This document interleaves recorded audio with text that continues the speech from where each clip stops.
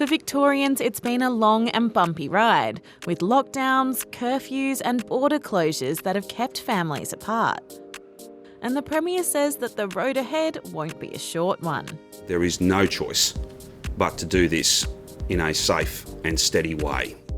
On the weekend, he released Victoria's roadmap for reopening. It actually looks like this, but it's a good metaphor. First up for the state's capital, there's a bit of a roadblock. Melbourne Stage 4 restrictions that were supposed to end next week have now been extended for an extra 2 weeks. We cannot open up at this time. If we were, then we would lose control very, very quickly. But there will be a couple of changes. The city's curfew, which is when people have to be inside, will be extended to 9 p.m. instead of 8. People will also be allowed to exercise outside for up to 2 hours a day rather than just 1. And people who live alone will be able to have 1 visitor.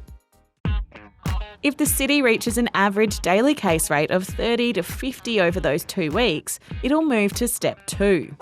In Step 2, groups of 5 people will be allowed to gather outside, and VCE students and Prep to Grade 2 students can start going back to the classroom. If things are still smooth sailing, or driving, and cases keep going down, it'll be time for a stop-off at Step 3. That'll mean no curfew, and retail stores and dine-in restaurants will be allowed to reopen.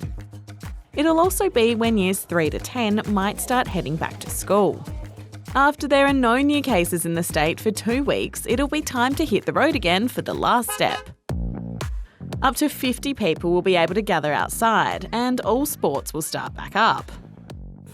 After no new cases for 28 days, Victoria will arrive at its final destination, also known as COVID normal. Most stuff will be, back to normal, with students back at school and no limits on outdoor gatherings or visitors to the home. Regional Victoria, which has been under Stage 3 lockdown, has its own roadmap out of restrictions, and from next week, some rules will be relaxed.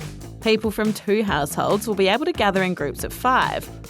Outdoor playgrounds and outdoor pools will be allowed to open, and schools will reopen in Term 4 with extra safety measures.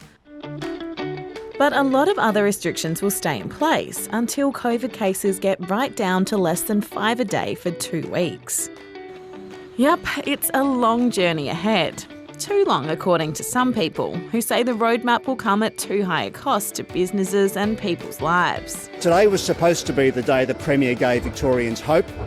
Instead, he's cruelly taken away that hope, and many Victorians are more despairing than ever before. But the Premier says it's important to take things slowly to make sure the road ahead for Victorians is as safe as possible.